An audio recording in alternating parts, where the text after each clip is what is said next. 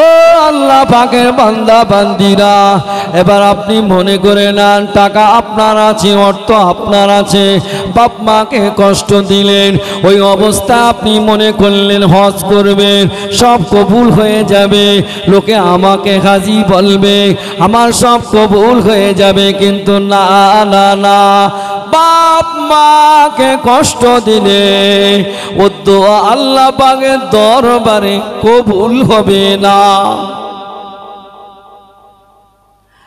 এক আল্লাহর বান্দা নতুন বিবাহ করেছে, বাবা ছেলেটা আমার নতুন বিবাহ করলো, বিবাহ করবার পরে বিবিটা এমন হয়ে গেল বাবা, শাশুড়ি বৌমার সঙ্গে প্রত্যেকটা দিন ঝগড়া লাগে। কিন্তু ছেলে যে অফিস থেকে বাড়িতে আসে, কাজ থেকে বাড়িতে আসে, বিবি এমন ঘরের মেয়ে তৈরি হয়ে এলো বাবা রে, এমন ঘরের মেয়ে বাড়িতে আসলো, নয়কে ছয় বলে বাবা তালকে তিল করে নিজের স্বামীর কানে তুললো বাবা, প্রত্যেকটা দিন তোলে, মাকে বকাবকি করে বইয়ের কথা শুনে আবারও বাড়ি আসলেন, ঠিক একই রকম ভাবে বলে। কিন্তু না না না না, দেখতে পাওয়া যায় আমার ও আল্লাহ পাকের বান্দা, দেখতে পাওয়া গেল ওই যুবক ছেলেটা নিজের মাকে এবার গায়ে হাত তুলে ফেললো, মারতে এমন গেল বাবা, এমন জায়গায় লেগে গেল, মা আমার জমিনে পড়ে গেল, ইন্তেকাল হয়ে গেল। ইন্না লিল্লাহি ওয়া ইন্না ইলাইহি রাজিউন, মা আমার ইন্তেকাল হয়ে গেল। ছেলেটা এবার চিন্তা করলো, আমি এমন জায়গায় মারতে গিয়ে এমন জায়গায় লেগে গেল, মা আমার মারাই গেল, এবার আমি কি করব? নিরুপায় নিরাশায় হয়ে গেল। এবার কাঁদতে শুরু করলো, কি হবে? তাহলে মনে হয় জাহান্নামে আমাকে যেতেই হবে, আর কোনো রাস্তা নাই, আর কোনো উপায় নাই, জাহান্নামে তাহলে এবার আমাকে যেতেই হবে। এই না মনে করে যে হাত দিয়ে মাকে মারলো, ওই হাত দুটো কেটে দিলেন বাবা, হাত কাটা হয়ে গেল। গোটা সম্পত্তি থেকে সমস্ত সম্পত্তি মায়ের জন্য আল্লাহর রাস্তায় সাদকা করে দিলেন, দান করে দিলেন, বিবিকে তালাক দিয়ে দিলেন। নিরুপায় হইয়া কিছু টাকা নিয়ে মক্কা শরীফে চলে গেল। মক্কা শরীফে যাওয়ার পরে আল্লাহ পাকে কাবা শরীফটা জড়িয়ে ধরিয়ে 1 বছর নয়, 2 বছর নয়, 3 বছর নয়, 4 বছর নয় বাবা, 12টা বছর ধরে এক জায়গায় ধরে কাঁদে, কেঁদে কেঁদে চোখের পানি টুসা গড়িয়ে গড়িয়ে শুকনো হয়ে গেল বাবা। তবুও দোয়া কবুল হবে কি না হবে ও জানে না, তথাপিও কাঁদতে লাগলো। ওই পিরিয়ডে একজন আল্লাহর ওলি বান্দা, সেও দেখতে পাওয়া যায় প্রতি বছরে তিনি হজ করতে যান। হজ করবার দেখতে পাওয়া যায় এক ব্যবে 7 বার, 7 বছর ধরে হজ করতে যাচ্ছেন। কিন্তু দেখে ওই ছেলেটা এক জায়গায় দাঁড়িয়ে দাঁড়িয়ে দাঁড়িয়ে দাঁড়িয়ে আল্লাহ পাকের দরবারে দোয়া করছেন। আল্লাহর এই ওলি বান্দা মনে করছেন যে ছেলেটা এখানে দোয়া চাইছেন ও মনে হয় আমার থেকে বড় নেককার, আমার থেকে বড় নেকিওয়ালা বান্দা। কিন্তু না না না, আল্লাহর ওলি বান্দা টুকটুক করে পায়ে পায়ে আগিয়ে আসলেন। আগিয়ে আসবার পরে আল্লাহর ওই বান্দাকে জিজ্ঞাসা করলেন, সালাম দিলেন, আসসালামু আলাইকুম। ওয়া আলাইকুম আসসালাম। আল্লাহর ওলি বান্দা জিজ্ঞাসা করতে লাগলেন, ও আল্লাহ পাকের ওলি বান্দা, আমি আজকে 7টা বছর ধরে এখানে আসি, 7টা বছর ধরে তুমি এক জায়গায় দাঁড়িয়ে দাঁড়িয়ে দোয়া করছো, না জানি তুমি আমাতে কত নেককা বান্দা, কত সালেহিন বান্দা, কত জাকিরিন বান্দা, আপনি আমার জন্য দোয়া করুন। বলবার সাথে সাথে ছেলেটি কেঁদে পড়লো, বলবার সাথে সাথে ছেলেটি কেঁদে পড়লো। কাঁদবার পরে দেখতে পাওয়া যায় আল্লাহর ওলি বান্দা জিজ্ঞাসা করতে লাগলেন, ও বাবা যুবক, ও বাবা যুবক, তুমি কান্নাকাটি করছো কেন বাবা?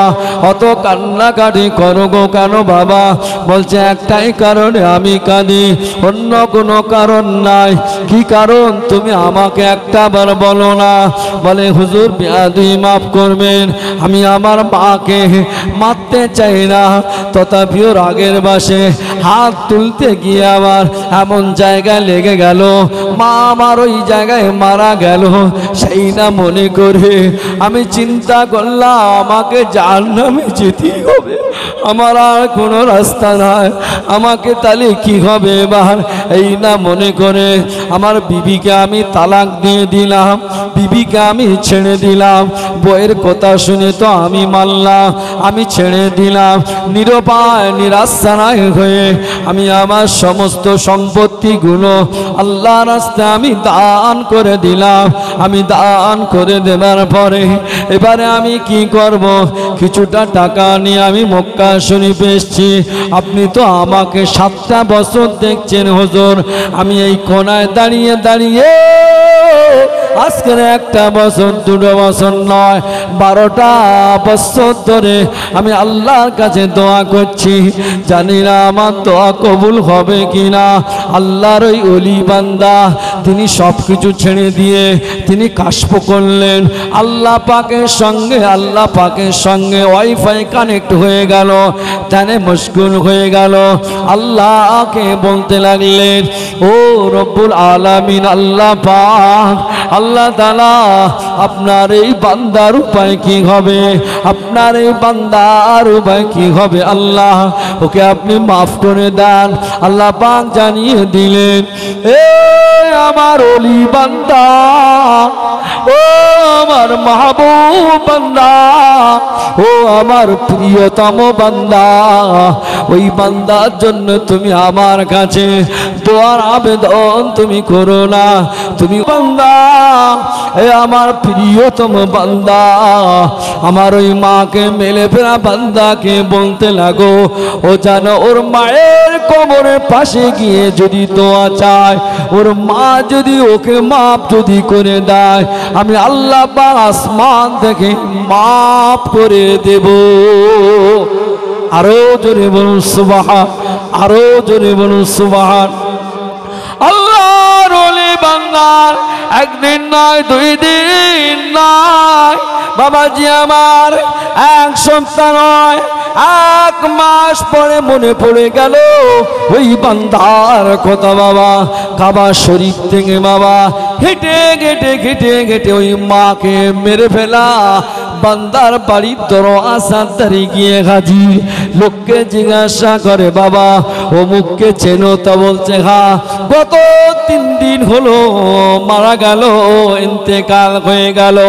আল্লাহর ওই ওলি বান্দা ওই মাকে মেরে ফেলা বান্দার কবরে পাশে গিয়ে কাশফুল কুবুর করলেন, কবরে হালাতটা জানতে লাগলেন।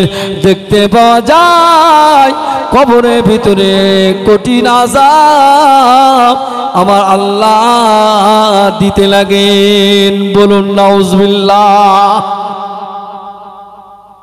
এরপরেও কি মনে হয় বাপ মাকে কষ্ট দিয়ে 20 বার হজ করলি মনে হয় সম্মান? কথা বলেন, হ্যাঁ? আপনাদের মত কি বলে? 12 বছর ধরে কেঁদেছে। ক বছর বলো? ক বছর? 12 বছর। 12 বছর ধরে কাঁদবার পরেও কি মাপ পেয়েছে? হ্যাঁ? আর আমার ঘরের লোকেরা মনে করে ও কোনো ব্যাপার না, কোনো ব্যাপার না, অসুবিধে নেই, হয়ে গেছে, কি হবে, কি করা যাবে, ও মনে হয় মাপ চাইলে মাপ করে দিবে। এরকম কোনো ব্যাপারটা আবার আছে মনে হয়?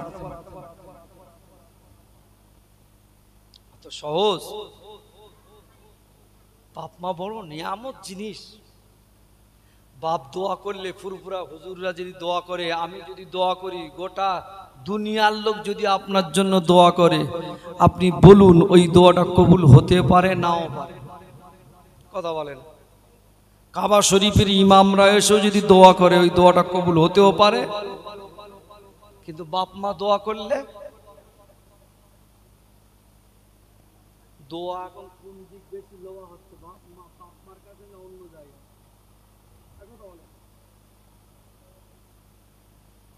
আল্লাহ বলতেছে এত মারবো আমি, সাপ কাটা করবো, কবরে আসো। দোয়া কোথার থেকে লওয়ার দরকার বেশি? দোয়া নেবে নাকি? বিয়ে করে 2 মাস হয়ে তার কথা বলে, কথা বলে, বিয়ে করে 6 মাস হয়েছে ভাই। আমার মনে হয় রাগ হচ্ছে আপনাদের, হ্যাঁ? বিয়ে হয়ে 6 মাস হয়েছে, কথা হয়? আর আমার বাপেরা, ভাইরা, আমি আপনাদের কাছে, প্রত্যেকের কাছে আবেদন একটাই, অন্য কিছু নয়, মায়ের দোয়া সব থেকে বড় দোয়া। মায়ের দোয়া বলে বড় দোয়া। আমাকে আপনারা বলুন, আল্লাহর নবী কতটা সাহাবা ছিলেন জানেন? 1.5 লক্ষর অধিক। কতটা? উত্তর দিতে আমি চলে যাব না, আমার মনে হয় আপনাদের আলোচনা আমার মনে হয় ভালো লাগে না। হ্যাঁ, দেখি একবার তাকবীর দিয়ে দেখি, লাইনটা যদি ভালো থাকে তার কিছু সময় বলবো, কেন 11টা বাজ দিয়ে গেছে, অসুবিধে নেই। সংবাদ আছে কেন? হ্যাঁ, এসছে কি? আপনি তো নিচের থেকে আসেন, তাহলে একবার তাকবীর দেবো, ঝাঁকবো, ঝাঁকার পরে আওয়াজটা দেখে নেব, লাইন যদি ভালো হয় তাহলে আর একটু বলবো নারায়ে তাকবীর। আমার মনে হয় সারা রাতের লাইন হচ্ছে, আর একবার দিয়ে দেখি নারায়ে তাকবীর।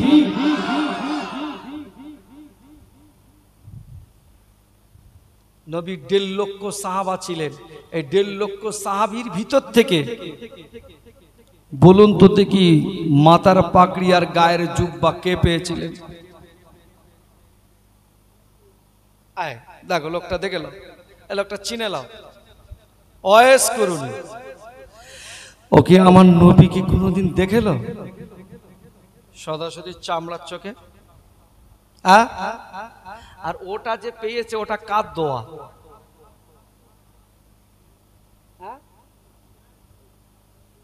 ওই যে জুব্বা পেয়েছে আর মাথার পাগড়ি পেয়েছেন, ওটা কার দোয়া? মায়ের দোয়া। মায়ের দোয়ার বরকতে হযরতে ওয়াইস কারণী পেয়েছে। তবে জীবনে কোনোদিন, জীবনে বেঁচে থাকাকালীন সরাসরি চামড়ার চোখে রাসূলুল্লাহকে কোনোদিন, জোরে বলেন, দেখিনি। কিন্তু রসুলের দরবার পর্যন্ত গিয়েছিলেন। মাকে বলে, মা তো বৃদ্ধা মা, আমাদের ঘরের ছেলেরা তো ঈদ আসলি বাপ মা অসুস্থ, মোটরসাইকেল ডাললে বউ ডাললে হুট করে চলে গেল, কথা বলে না। আর এদিকে ওয়াইসের মা বড্ড অসুস্থ, তো মাকে বলছে, মা তুমি কি একটু চাও না আমি একটু নবীর সাথে দেখা করি? তোর মা বলছে, দেখ তুই যে যাবি বলতিস সব ঠিক আছে লাই, কিন্তু একটা কথা বলি তোর। তো বলছে কি? দেখ আমি কিন্তু তোর বৃদ্ধা মা। তো বলছে হ্যাঁ। বলে তুই এই লোকের কাছে ছাগল চোরাস, ওখান থেকে একটু দুধ দুয়ে দুয়ে নিয়ে আসিস বাড়ি, তাই তুইও খাস আর আমার একটু বলো খেতে দিস, তাই আমি খাই। আমি চোখি ভালো দেখতে পাই, তা তুই যদি যাস এই হেঁটে হেঁটে, তোরা কথা বলছি কেন বাপ, একটু চুপ করো শোনা, তা তুই যদি যাস তা আমার দেখবে কেডা? কথাটা যুক্তিসঙ্গ না যুক্তিসঙ্গ? তা তুই যদি চলে যাস তা আমার দেখবে কেডা বাপ? তা তুই এক কাজ কর, তুই যাস না। প্রথম দিন বলেছে লাইন হয়নি, দ্বিতীয় দিন, তো চতুর্থ দিন, পঞ্চম দিন, এবার বলেই যাচ্ছে, 1 মাস 2 মাস 1 বছর ধরে মার বলতেছে, কোনো লাইন হচ্ছে না। একদিন খুব কায়দা করে মার একটু ভালো করে সেবা যত্ন আরো কড়া করে করেছে। পাত ধারে কে বলতে, মা তুমি অন্তত একটা বার রাজি হও না মা। আচ্ছা আমাদের যদি হতো, দেখাতে প্লেনের টিকিট এসে গেছে, ফ্লাইটের টিকিট 3 দিন পর হজে যাব, এখন দেখেছি মা শরীর খারাপ, কত ভালো করে বোঝো। ওর মা বলতে দেখো যে আমার তো শরীরটা খারাপ, কখন কি হয় না হয় তার ঠিক নেই, তা তুই আর এবছর হজে যাস না, সামনে বছর যাস। দাঁড়াবে বলে মনে হয় বিদ্যুৎ গতিতে চলে যাবে। ছোট্টারে বলে যাবে যদি মরে যায় তোরা মাটি মঞ্জুর করিস, আমি চললাম। কি নবীর আসে। আর ওয়েস ক বছর ধরে বোঝাচ্ছে, অবাক ক বছর ধরে, 1 বছর ধরে বোঝাচ্ছে, কিন্তু লাইন হয় না। তা যাই হোক, তারপরে মা বলতেছে তা তুই যাবি যা, তবে শর্ত আছে। ওয়েস বলতেছে তা আমি যাব, অনেকদিনকে পরে তোমার বললো, তুমি রাজি হলে, তা আবার শর্ত? বলতেছে হ্যাঁ শর্ত আছে। তা বলছে কি শর্ত?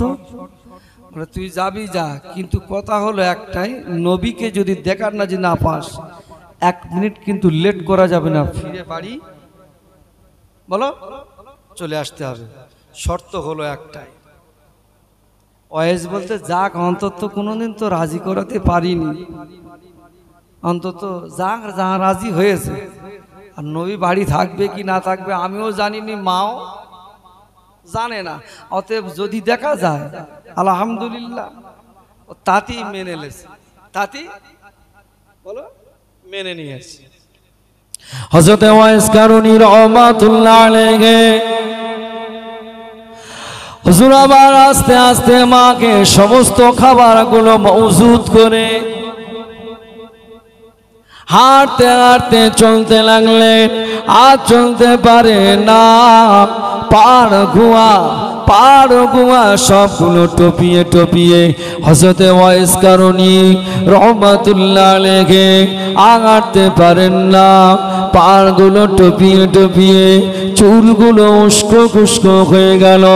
পাড়ের ধারে গাছের ছায়া তলে আশ্রয় নিয়ে নিল বাবা।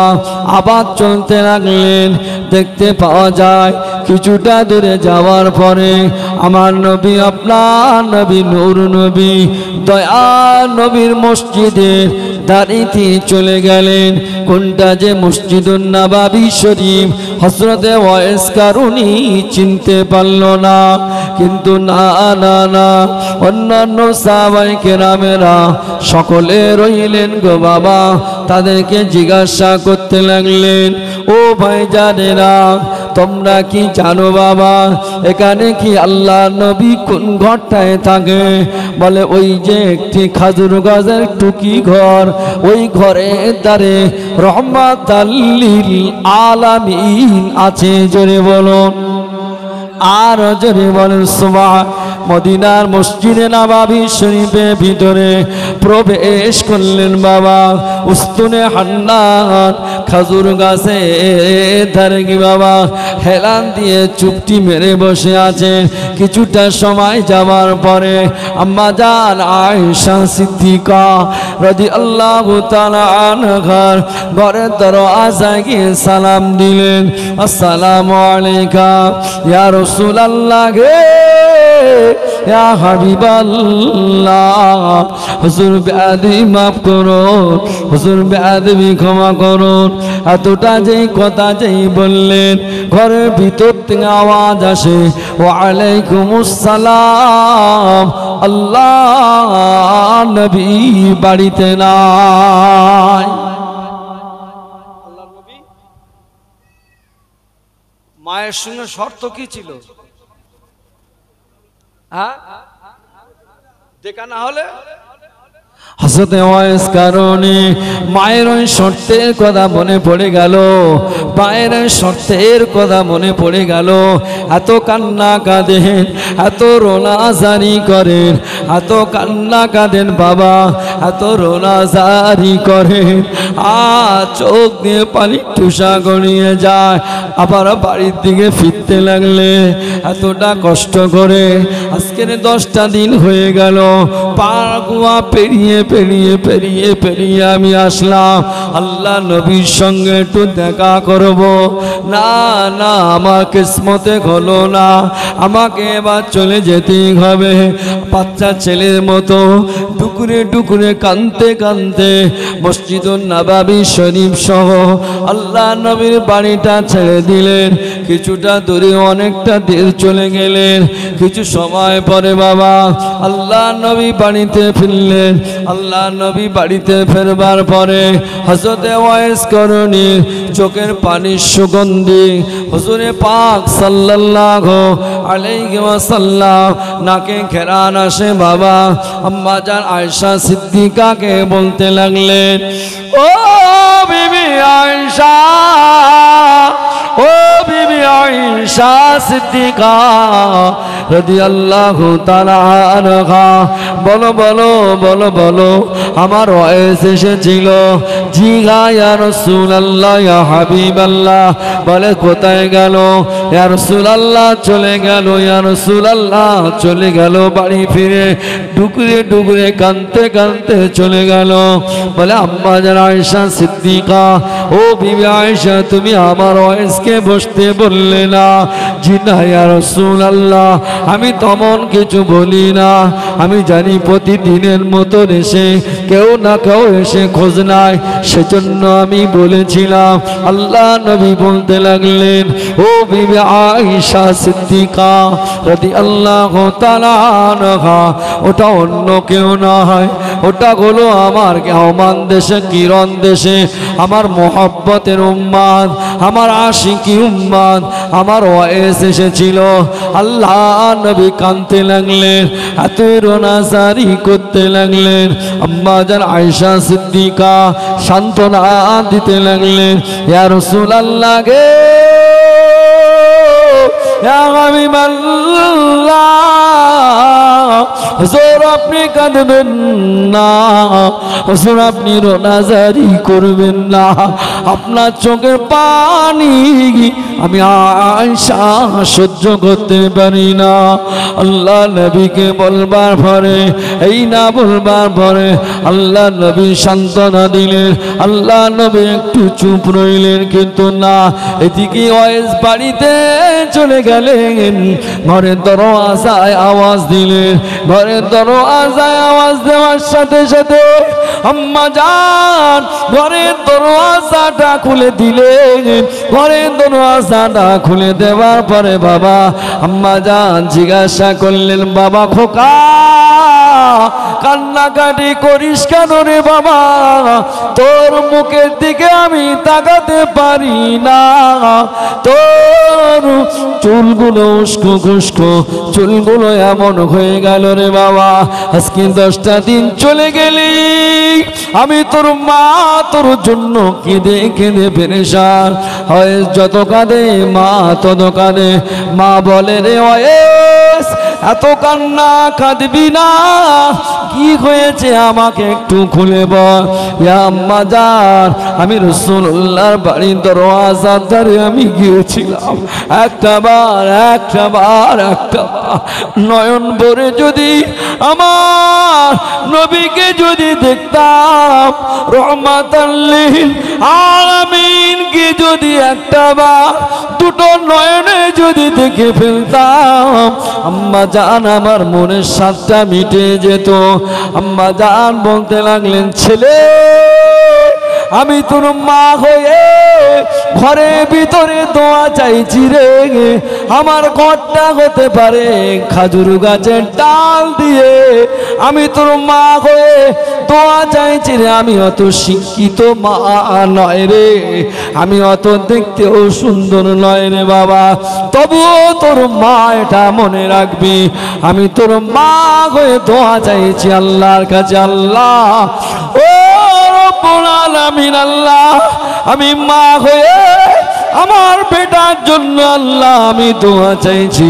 আপনার নবীর 1.5 লক্ষ সাহাবীর ভিতরে যে সম্মানে সম্মানিত হইনি, আল্লাহ পাক আমার ওয়াইসকে সেই সম্মানে সম্মানিত করে দিও। আমি মা হয়ে দোয়া চাইছি, আমি মা হয়ে দোয়া চাইছি, আল্লাহ তুমি কবুল করেন। ওয়াইসের মায়ের দোয়া আল্লাহ পাকের দরবারে বলো কবুল হয়ে গেল। মা বলছে এই দাদা তুই কান্তিস কেন, হ্যাঁ এত কান্তিস কেন, যা কাজে বাজে যা, আমি খাবো কি, যা। শুধু কান্তিস। আশিকি উম্মাত তো সুবহানাল্লাহ পড়ে। নবীর দেখা হয়নি আর কাজ হয় না, বেরেন যা কাজে যা, লোকের বাড়ি কাজ করতে, ছাগল চড়াতে যা। আমি তোর মা, অত শিক্ষিত হয়তো মা নয়, মনে রাখবি দোয়া কিন্তু আমি, কথা বলে না, করেছি, এটা মনে রাখিস যা। আমার বাপেরা ভাইরা হযরত ওয়াইস কারুনীকে বুঝিয়ে আবার কাজে পাঠালেন, আবার কাজে পাঠিয়ে দিলেন। আল্লাহর নবী तमाम इंतकालेर आगे तमाम साहाबी हुजूरদেরকে ডাকলেন, अल्लाह नबी आबू बकर के डाकलें, कौन आबू बकर बाबा, अल्लाह नबी जानिए दिलें आमार किशोर बयसेर संगे आबू बकर, मक्का थेके मदिनार संगी आबू बकर, हिजरतेर संगी आबू बकर, आमार आबू बकर हलो कबरेर संगी आबू बकर, जान्नातेर संगी आमार आबू बकर, आमार आबू बकर हलो अल्लाह पाकेर कियामतेर माठे संगी हलो आमार आबू बकर। चिल्ले छाड़े आरो चिल्ले मारे। अल्लाह नबी आबू बकर सम्पर्के अल्लाह नबी बोलते लागलेन, आमार आबू बकर एमन एकटी साहाबी, तमाम दुनिया मानुषदेर नेक आमाल जोदि एक दाड़ी पाल्ला और दुनिया जत मानुष एसेछे आरो जारा आसबे, जारा इंतेकाल हये गियेछे समस्त मानुषदेर नेक आमल जोदि आरेक दाड़ी पाल्ला आमार आबू बकरे एक रातेर आमल आमी आल्लाह आमार दरबारे भारी हये जाबे। आबू बकरके डाकছেন, आबू बकर सिद्दीक हुजूर बोलছেন, बाबा आबू बकर आमार घरे जाओ दिन, जाओ। जी केन या रासूलुल्लाह, आमार माथार पागड़ी और गाয়ের जुब्बाटा আছে ওটা একটু নিয়ে এসো। আমার মাথার পাগড়ি আর গায়ের জুব্বা নিয়ে এসো। अल्लाह नबी द्वितीयतम साहाबी हज़रत उमर फारूक রাদিয়াল্লাহু তাআলা আনহু, अल्लाह नबी उमर फारूक তিনিও ছুটে ছুটে চলে আসলেন। মনে হয় আল্লাহ নবী মাথা পাগড়ি আর গায়ের জুব্বাটা মনে হয় আমি পাবো, কেননা আল্লাহ নবী আমাকে জানিয়ে দিয়েছিলেন আমি হলাম শেষ নবী, আমার পরে আর কোনো নবী হবে না। লাকান উমর নবিয়া, আল্লাহ নবী জানিয়ে দিলেন আমার পরে কেউ যদি নবী হয় ওমরই নবী হবে। কিন্তু নবীর দরওয়াজা শেষ, দরওয়াজা খতম, নবীর দরজা খতম নাকি? কোন ওমর যে ওমরের কথা শুনলে, যে ওমরে মদিনার রাষ্ট্রপতি ছিলেন, মদিনার রাষ্ট্রপতি হযরতে ওমরে ফারুক থাকাকালীন বাবা ছাগল আর বাঘ এক জায়গায় পানি খেত, জোরে বলে একটু ঝেড়ে মারেন, কোথা পানি খেত এই কথা বলে না। আর আমাদের ঘরের বউ আর শাশুড়ি এক জায়গায় বসে দুটো ভাতও খায় না, এই কথা বলে না। কি সর্বনাশ। একদিন দেখতে পাওয়া গেল হঠাৎ বাঘ ছাগলকে তাড়িয়ে নিয়ে যাচ্ছে, ধোপা পায়ে কাপড় কাচছিলেন, উনি মনে করে নিলেন না না মদিনার রাষ্ট্রপতি মনে হয় আজকে মারা গিয়েছেন। আর সত্যিও তাই, মদিনার রাষ্ট্রপতি ওমরের কথা শুনলে ছেলেরা ঘুম পড়ে যেত, জোরে বলো সুবহানাল্লাহ। খুব জালালি কদরের ওমর। ওমরে ফারুক রাদিয়াল্লাহু তাআলা আনহু মদিনার মসজিদে নববী শরীফে বসে আছেন। তখন কি ছাদ ছিল নববী শরীফ? তখন আর মসজিদে ছাদ ছিল বাবা? কিছু ছিল না। আসমান থেকে রৌদ্র তাপ হযরত ওমর ফারুকের পিঠের উপরে রাখলেন। ওমর ফারুকের পিঠটা বাবা যেই না গরম হয়ে গেল, হুজুরের মনে সহ্য হলো না। কড়া নজরে জালালি কদরে কায়দার কারণ ভাবে ভেবে একবার তাকালেন। আল্লাহ পাক ওমরের জালালি কদরে তাকানোর বিনিময় সূর্যের আলোর রশ্মিকে আমার আল্লাহ কমাই দিয়েছিলেন। যে তাকালে সূর্যের আলো কমে যায়, ভোল্টেজ কমে যায়, রাগ কি রাম কথা বলেন। বিচার চাতি গেছে, সকলের কাছে বিচার চেয়েছে, হয়নি। নবীর কাছেও বিচার লেছে, তাও হয়নি। বলে ওমরের কাছে যাই, কারণ আমি মুসলমান, ও লোক হিন্দু। তো ওমর বলতে কোথায় কোথায় গেলে বিচার চাইতি, ডাক দিন। ও আবু বকরের কাছে গেছি, লাইন আগে। নবীর কাছে গেছি, লাইন ভালো করে দেয়নি। তা তুমি অন্তত আমরা জানি বিশ্বাস তোমার বিচারটা হক হালাল হবে, তাই কোনো অসুখ দিনই বসে যাও, বসো, কোনো অসুখ দিন। ঘরের ভিতর তো তরবারি এসে পোশাক করতে কথা বলেন। বলে এটা হলো ওমরের ফাইনাল বিচার। জোরে বলো সুবহানাল্লাহ। বলে যেখানে দিন দুনিয়ার বাদশা রহমাতুল লিল আলামিন বিচার করেছে, ওর পছন্দ হয়নি মানে ও আমার কাছে বিচার চাতিয়েছে, মানে এইটার আশায় ও কথা বলে না।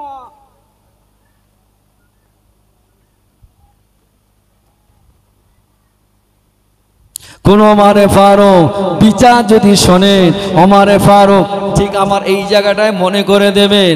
আমি একটুকুনি বলে নেই বাবা, হযরত ওমরে ফারুকের ছেলের নাম আব্দুল্লাহ। কি নাম মনে রাখবে? কি নাম বলেছি? আব্দুল্লাহ।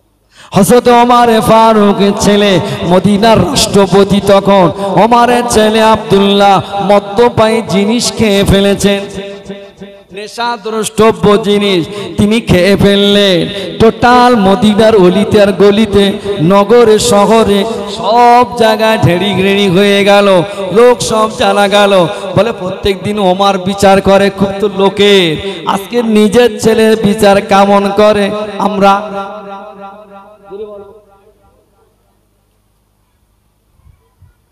আমাদের এখানে বিচার কিরাম হয়, ভ্যানওয়ালার বিচার একরকম, আর প্রধানের ছেলের বিচার ভাই লাইন বোঝা যাচ্ছে তো, চলবে তো।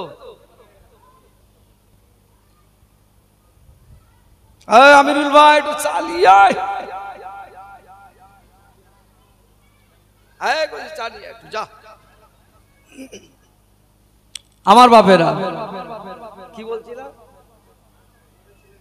ওমর তুমি আমাদের এখানে ভ্যানওয়ালা লোকের বিচার হবে একরকম, প্রধানের ছেলের বিচার হবে, বলো বলো।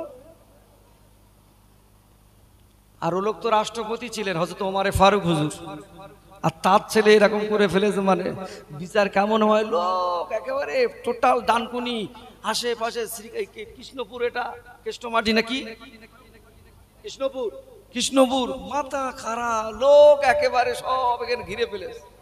বিচার কিরাম হয় দেখবো। চণ্ডীতলা কৃষ্ণপুর, লোক সব একেবারে হয় উল্লট হয়ে গেল, ঘিরে ফেলে। ওমরে ফারুক জাল্লাদকে ডাকলেন, এই আমার জাল্লাদ রে, মদিনার সমস্ত লোকেরা আমার ছেলের বিচারটা দেখবে বলে সকলে চলে এসেছে। আমি ওমর, এই নামটা ওদের ধারণা নেই। আমি কি ওমর, এই নামটা ওদের ধারণা নেই। এই আমার মদিনার রাষ্ট্রপতি আমি, তোমরা সকলে এখানে বসো। জাল্লাদকে ডাকলেন, এই আমার জাল্লাদ এদিকে আয়, এদিকে আয়। আমি ওমর আমার ছেলে নেশাদ্রষ্টব্য জিনিস খেয়ে ফেললো, নিয়ে চলে যা, 80টা বাড়ি মারবি, 80টা বেত্রাঘাত, 80টা মার চাবুক চালাবি, নিয়ে চলে যা। প্রত্যেকটা দিন যে জায়গায় বিচার হতো বাবা, জাল্লাদ যে জায়গায় অন্যান্য আসামিদের যেখানে বিচার করতেন, ঠিক ওই জায়গায় বিচার করছেন বাবা। হ্যাঁ, এবার ঝেড়ে কেসে মারো, নারায়ে তাকবীর, ঝেড়ে কেসে দিতে হবে নারায়ে তাকবীর। সিলসিলায়ে হক মুজাদ্দিদুজ জামান আহলে সুন্নাত ওয়াল জামাত, আমার দাদা পীরের হক সিলসিলা জনাব ভাইজান হুজুর পীর কেবলা, জনাব ভাইজান হুজুর পীর কেবলা, নারায়ে তাকবীর, দুরূদ শরীফ আল্লাহুম্মা।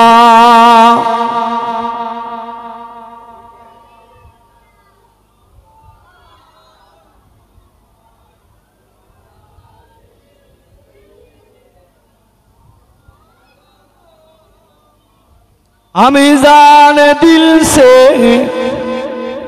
प्यारा मोहम्मद मोहम्मदों के आमोगे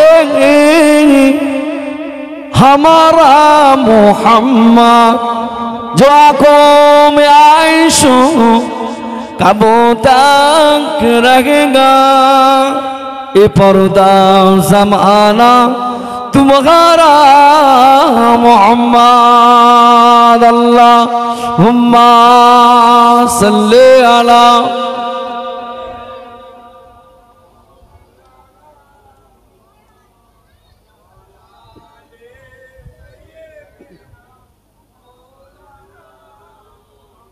আমার বাপেরা ভাইরা, আমি বেশি সময় আর থাকবো না, কেন হুজুর কেবল এসে গেছে। আমি যে ওয়াকিয়া ধরেছি বাবা, এ মনে হয় আর সে বাবা, হ্যাঁ ও তাও হবে না, আমার মিনিমাম এখনো সময় দিতে হবে 1.5 ঘন্টা। হ্যাঁ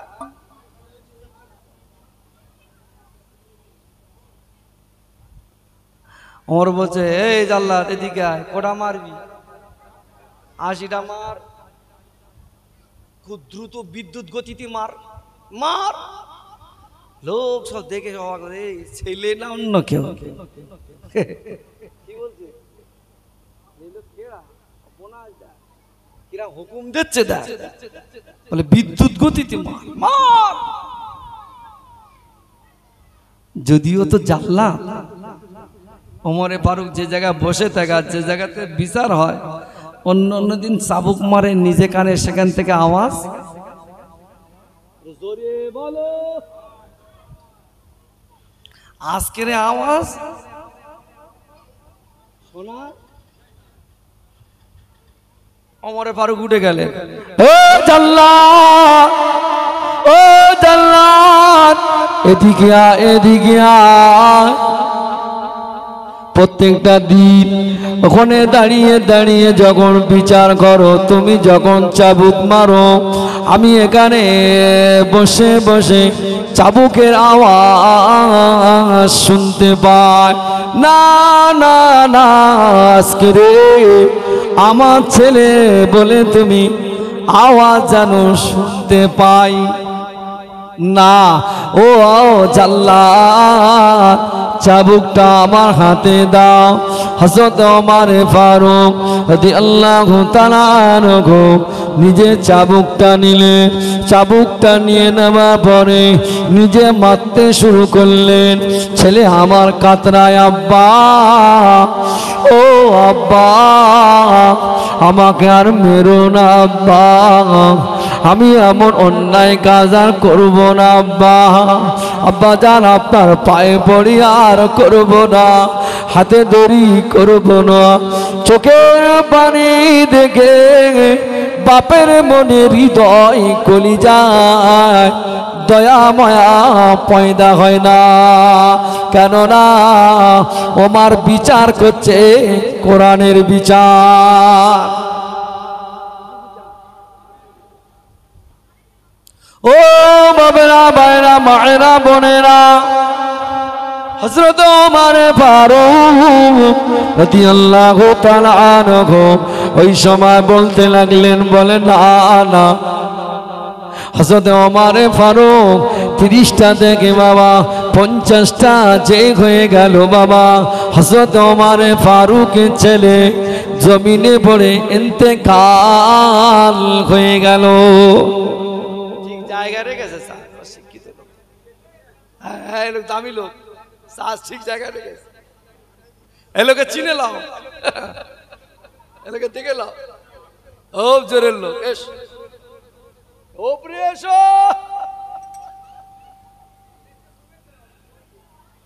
হজ আমার আর হবে না, বুঝতে পেরেছি।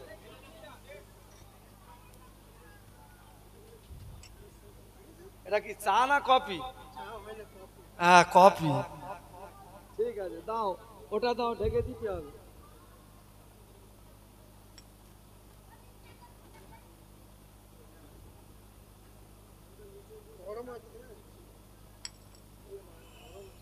আচ্ছা, তোমার নাম কি? আসমাউল, ঠিক আছে। এই হুজুর করলে এসছে,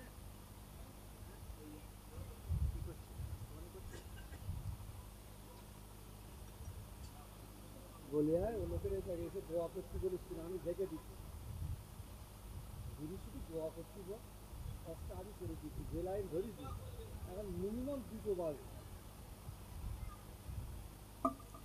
আমার বাপেরা ভাইরা আমার বলতেছে, চোখের পানি থেকে বাপের হৃদয় কলিজায় দয়া মায়া, এটা বলছিলাম তো, পয়দা হয় না, ওই পাটা টুকে দয়া মায়া পয়দা হয় না। 50টা মারার পরে ছেলেটা জমিনে পড়ে গেল, মারা গেল। গোটা মদিনার রাষ্ট্রপতির বিচার দেখে গোটা মদিনা শরীফের অলি গলি সব মানুষরা অবাক, সুবহানাল্লাহ বলে। ওই অবস্থায় আবারও চালাচ্ছে 10টা, মোট 60টা দিয়েছে, আর ইন্তেকাল হয়ে গেল। বাকি রইল কটা? 20টা। এবার সব মনে করতে তো লোক মরে গেছে, ছেলেটা মরে গেছে, আর মনে হয় কিছু হবে না, সব চলে যাচ্ছিল। ওমর ফারুক বলছে, ও লোকেরা কোথায় যাচ্ছ? বলে কেন চলে যাচ্ছে? বলে না, কোনো কথা হবে না, চুপ করে দাঁড়া।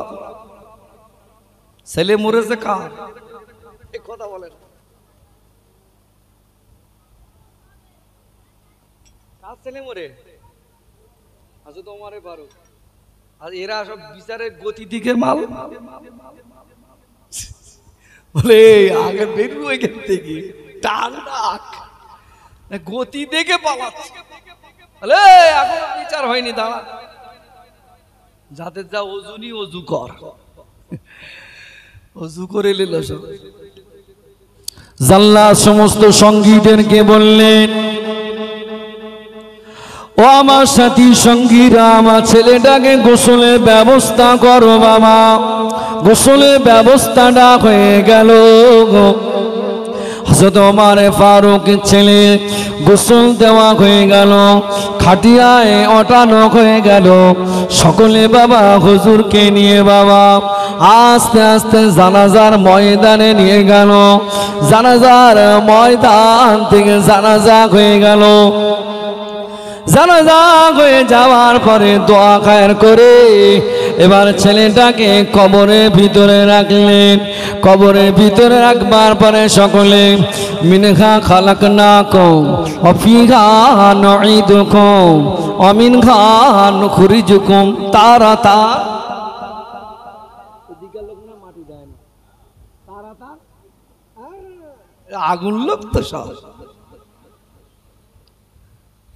ভালো আছেন তো? সকলে মাটি দিলেন, 3 মুঠো মাটি দিলেন। মাটি দেওয়া হয়ে গেল, সবচেয়ে যার মতো চলে যাচ্ছে।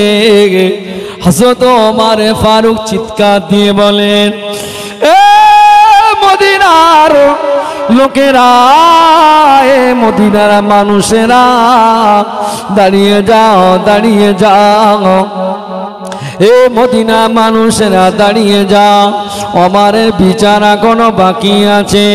বলে কেন কেন? জাল্লাদকে ডাকলেন, বাবা জাল্লাদ চলে যা, রাজকীয় ঘরে যা, ওখান থেকে চাবুকটা নিয়ে চলে আয়।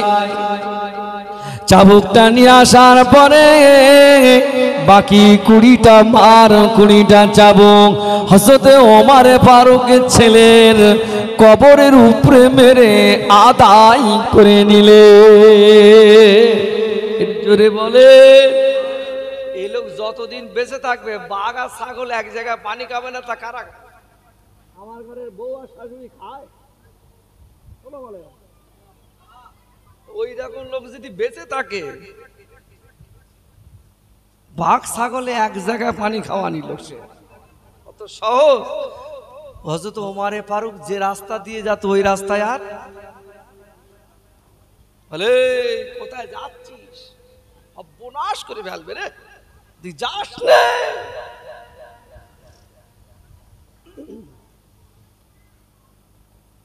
ওই ওমর ফারুক রাদিয়াল্লাহু তাআলা আনহু ওয়াজ কিন্তু আমি ভুলে যাইনি বাবা, আমি ফিরে আসি বাবা। ওই ওমর ফারুক চিন্তা করছেন, মা গায়ের জুব্বার মাথা পাগড়ি মনে হয় আমাকেই দেবে। মনে পড়ছে কি হযরত উসমান গনি রাদিয়াল্লাহু তাআলা আনহু কোথায় ছিল? দৌড়ে দৌড়ে আসছেন, কেননা আমি হলাম উসমান, আল্লাহ নবী জামাতা, আল্লাহ নবী জামাতা, আল্লাহ নবী একবার বিবাহ দিলেন, রুকায়ার সঙ্গে বিবাহ দিলেন। আম্মা জান হযরত রুকায়া রাদিয়াল্লাহু তাআলা আনহা ইন্তেকাল হওয়ার পরে আবার ফের আল্লাহ নবীর মেয়ের সঙ্গে, দ্বিতীয় মেয়ের সঙ্গে বিয়ে দিলেন, হযরত উম্মে কুলসুম। জোরে বলুন সুবহান। সেই জন্য হযরত উসমানকে বলা হয় জিন্নুরাইন। এটা ঝেঁকে বলে দুই নূরের অধিকারী, দুই। হযরত উসমান গনি রাদিয়াল্লাহু তাআলা আনহু বলতে লাগলেন, বাবা মনে হয় মাথা পাগড়ি আর গায়ের জুব্বাটা মনে হয় আমাকে দেবে। ওই উসমানের একটা আমল আপনাদের কি বলে দেব। আপনারা কি ধনী হতে চান? হযরত উসমান গনি ধনী না গরিব? হ্যাঁ, 1.5 লক্ষ সাহাবীর ভিতরে সব থেকে হযরত উসমান গনি বড় লোক সাহাবী। তা আপনাদের কি শখ নেই বড় লোক হওয়ার? বলেন একটা আমল শিখিয়ে দেবো, আল্লাহ বড় লোক করিয়ে দেবে, আল্লাহ ধনী করিয়ে দেবে। আল্লাহর নবীর হাদিস এটা। হাত তোলেন, বড় লোক কার কার হওয়ার ইচ্ছা আছে ধনী হওয়ার? আর কি আমি পাগল হয়ে যাব, কোথায় মিলাদ করতে এসেছি আমি, তো লোকেরকে বলবো অন্য জায়গায়। না থাক, আর বলবো না এটা, না লোক যখন শুনবে না ভাই। আমি বিশ্বনবীর একটা হাদিস বলতাম, একটা আমল করতেন আপনারা, এই আমলটা আপনারা প্রত্যেক বাড়ি করতেন, বাড়িতে শুধু একটুকুনি ঘুরিয়ে করবেন, আল্লাহ আপনাকে ধনী বানাবে। রাসূলুল্লাহর এটা ওয়াদা। আপনারা যখন শুনবেন না আর বলার দরকার নেই, ছেড়ে দেন। না ও লোক বলেছে আমি ধনী হব না, ধনী হবে।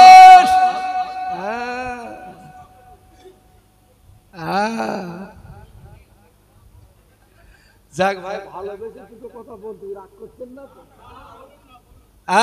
হযরত উসমান গনি রাসূলের কাছে আসলেন, হুজুর বলছে কি? বলে আমার যা ধন সম্পত্তি হয়েছে আমি আর এসব নিতে পারবো না, এত মাল আমি কি করব? বলে কেন, কি হয়েছে? বলছি আমার সে এত বরকত হচ্ছে, এবার মনে হয় আমি আর নামাজ কালাম মনে, এবার আমার সব আর হবে না মনে। কি বলছো তুমি? বলছে হ্যাঁ ইয়া রাসূলুল্লাহ, আপনি আমার জন্য দোয়া করেন, আমার যেন মাল সম্পদ যেন একটু কমিয়ে যায়। কি দোয়া করতে বলছেন? মাল সম্পদ যেন কমিয়ে যায়। তাহলে ওই বলতে এক কাজ করো, তুমি এক কাজ করো, খাওয়ার সময় ঘোড়ার উপরে উঠবে, থালাটা নিয়ে ঘোড়ার উপরে কিংবা উটের উপরে উঠে খাবে। তাছাড়া খেয়েছে 3 মাস পরে যা মাল ছিল তার থেকে আরো 4 গুণ বেড়ে গেছে।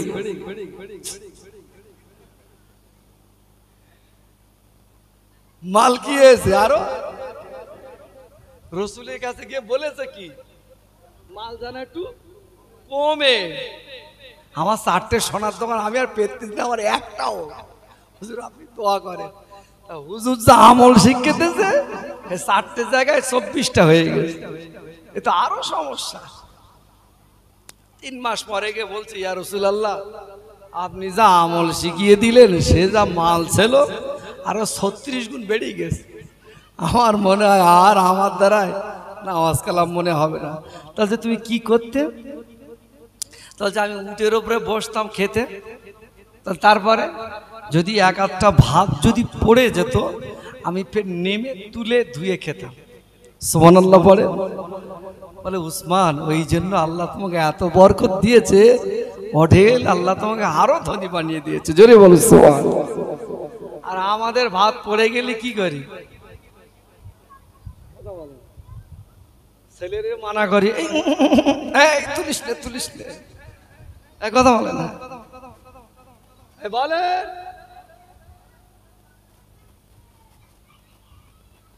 ভাত পড়ে যাবে, ভাতটা খুঁটে খাবেন, আল্লাহ জানে। আল্লাহ আপনাকে ধনী বানিয়ে। নবীর কথা, এ তো মিস নেই। নবীর কথা, ভাত পড়ে যাচ্ছে, সে ঘোড়ার থেকে নেবে আবার তুলে ঝেড়ে ঝুড়িয়ে 3 মাস এসে পরে বলতে 64 গুণ বেড়ে গেছে হুজুর সম্পত্তি। 10টা খেজুরি গাছে বাগান ছিল, এখন সে 36টা হয়ে গেছে। আমি কি করবো হুজুর আর বলেন। আর আমাদের যারা খাইতে বসি, বাপ আজকের বউটার গিয়ে বলবা, আমাদের ঘরের গিন্নিগুলো গিয়ে একটু বলবা, ছেলেগুলো বলবে এটা বলতে পারবেন না? বলতে পারবেন না ভাই? হ্যাঁ, দেখে আছে আমার কোন মুটে হয়তো গিন্নি টিন্নি রয়েছে, দেবানি খুন্তির বাড়ি চেলকে খোদার রহম কি হয়ে যাবে তার ঠিক নেই। হ্যাঁ, হিসেব করে বলো আগে, আস্তে আস্তে আস্তে আস্তে বলো। বলে কেন আমার কি এতই হপ পড়ে গেলে যে আমার খুঁটে খেতে হবে, ভাত তুলে খেতে হবে? ও জানে না, ও জানে না। তাই যদি খুঁটে খায় আল্লাহ পাক কি দেয়? ধনী বানিয়ে দেয়। সুবহানাল্লাহ বলে। আমলটা বাড়ি থেকে করবেন আজ থেকে।